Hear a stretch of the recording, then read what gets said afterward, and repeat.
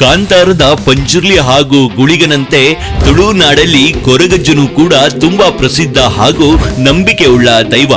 ಕೊರಗಜ್ಜನ ಜೀವನದ ಕಥೆಯನ್ನ ಹಾಗೂ ಅಜ್ಜನಿಗೆ ಚಕ್ಕುಲಿ ಹಾಗೂ ಮದ್ಯಪಾನವನ್ನು ಯಾಕೆ ಸಮರ್ಪಣೆಯಾಗಿ ಕೊಡ್ತಾರೆ ಅಂತ ಹೇಳ್ತೀನಿ ಬನ್ನಿ.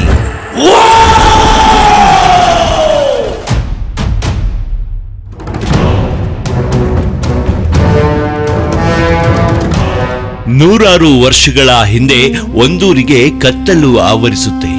ಆ ಊರಿನ ಜನ ಭಯಾನಕ ರೋಗದಿಂದ ಸಾಯ್ತಾ ಇರ್ತಾರೆ. ಕೆಲ ತಿಂಗಳುಗಳ ಹಿಂದೆ ಆ ಊರಿನಲ್ಲಿ ವರವನ ಓದಿ ಮತ್ತು ಕೋರಾಪೋಲು ಮೈರೆ ಎಂಬ ದಂಪತಿಗೆ ಒಂದು ಗಂಡು ಮಗು ಹುಟ್ಟುತ್ತೆ. ಕೊರಗ ಸಮುದಾಯದಲ್ಲಿ ಜನಿಸಿದ ಅವನಿಗೆ ಕೊರಗತನಿಯ ಎಂದು ಹೆಸರಿಡುತ್ತಾರೆ.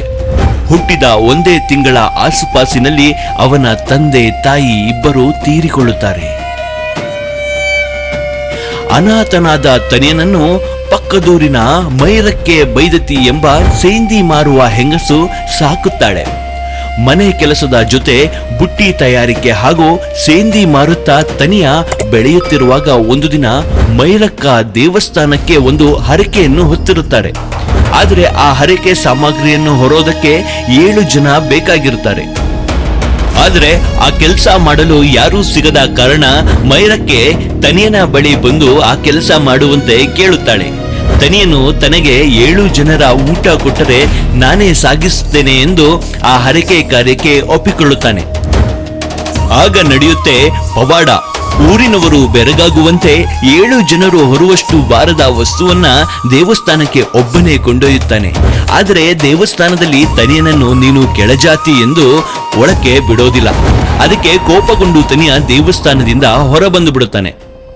ಕೋಪದಿಂದ ಕುಳಿತಿರುವ ತನಿಯನಿಗೆ ಒಂದು ಉಪ್ಪಿನಕಾಯಿ ಮಾಡುವ ಕಾಯಿಯ ಮರ ಕಾಣಿಸುತ್ತೆ. ಮೈರಕ್ಕ ಉಪ್ಪಿನಕಾಯಿ ಮಾಡಲು ಆ ಕಾಯಿಯನ್ನು ಕೇಳಿದ್ದು ಜ್ಞಾಪಕಕ್ಕೆ ಬಂದು ಅದನ್ನು ಕೀಳಲು ದೇವಸ್ಥಾನದ ಮೇಲೆ ಕಾಲಿಡುತ್ತಾನೆ ತನಿಯ. ಆಗಲೂ ಸಿಗದ ಕಾರಣ ಗೋಪುರ ಹತ್ತಿ ಕಳಸದ ಮೇಲೆ ಕಾಲಿಟ್ಟು ಕೀಳುತ್ತಾನೆ.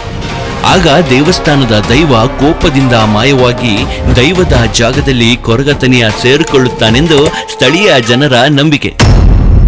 ಯಾರು ಬಿಟ್ಟರೂ ಕೊರಗಜ್ಜ ನಂಬಿದವರನ್ನ ಕೈ ಬಿಡುವುದಿಲ್ಲ ಎಂದೇ ಪ್ರಸಿದ್ಧರಾಗಿರುವ ಕೊರಗತನಿಯ ಮತ್ತು ಅವರ ಪವಾಡಗಳು ತುಳುನಾಡಲ್ಲಿ ಪ್ರಚಲಿತ. ಚಿಕ್ಕ ವಯಸ್ಸಿನಲ್ಲೇ ತೀರಿಕೊಂಡರೂ ಪ್ರೀತಿಯಿಂದ ಅಜ್ಜ ಎಂದು ಕರೆಯಲ್ಪಡುವ ಇವರು ಬೆಲೆ ಬಾಳುವ ಯಾವುದೇ ವಸ್ತು ಕಳೆದರೂ ಸಿಗುವಂತೆ ಮಾಡುತ್ತಾರೆ ಮತ್ತು ಇವರ ಸಾಕು ತಾಯಿಯು ಸೇಂದಿ ವ್ಯಾಪಾರಸ್ಥೆ. ಹಾಗಾಗಿ ಇವರ ಸಂಪ್ರದಾಯದ ಎಲ್ಲಾ ಆಚರಣೆಗಳಲ್ಲಿ ಸೇಂದಿ ನೈವೇದ್ಯ ಸಾಮಾನ್ಯ. ಹಾಗಾಗಿ ಕೊರಗಜ್ಜನಿಗೆ ಚಕ್ಕುಲಿ ಹಾಗೂ ಸೇಂದಿಯನ್ನು ಅಥವಾ ಈಗಿನ ಮದ್ಯಪಾನವನ್ನು ಸೇವೆಯ ರೂಪದಲ್ಲಿ ಕೊಡುವುದು ಸಂಪ್ರದಾಯವಾಗಿದೆ. ಅಜ್ಜ ಬದುಕಿದ್ದಾನೆಂದು ಇಂದಿಗೂ ಕೂಡ ಅಲ್ಲಿನ ಜನರ ನಂಬಿಕೆ ಹಾಗೂ ಸಾವಿರಾರು ಭಕ್ತರ ಕಷ್ಟಗಳಿಗೆ ದಾರಿದೀಪ ನಮ್ಮ ಕೊರಗಜ್ಜ. ತುಳುನಾಡ ದೈವಗಳಾದ ಪಂಜುರ್ಲಿ ಹಾಗೂ ಗುಳಿಗ ಭೂಮಿಗೆ ಬಂದ ಥ್ರಿಲ್ಲಿಂಗ್ ಕಥೆಯ ವಿಡಿಯೋವನ್ನು ಮೇಲೆ ಕಾರ್ಡ್ಸ್ ನಲ್ಲಿ ಕ್ಲಿಕ್ ಮಾಡಿ ನೋಡಬಹುದು ಮತ್ತು ವಿಡಿಯೋ ಎಂಡಿಂಗ್ ನಲ್ಲಿ ಹಾಗೂ ಡಿಸ್ಕ್ರಿಪ್ಷನ್ ನಲ್ಲಿ ಕೊಟ್ಟಿರ್ತೀನಿ, ದಯವಿಟ್ಟು ಹೋಗಿ ನೋಡಿ. ಈ ವಿಡಿಯೋ ಇಷ್ಟ ಆಗಿದ್ರೆ ದಯವಿಟ್ಟು ಸಬ್ಸ್ಕ್ರೈಬ್ ಮಾಡಿ. ನಮ್ಮ 1 ಲಕ್ಷ ಸಬ್ಸ್ಕ್ರೈಬರ್ ಗೋಲ್ ಮುಟ್ಟೋಕೆ ನಿಮ್ಮ ಬೆಂಬಲ ತುಂಬಾ ಇಂಪಾರ್ಟೆಂಟ್.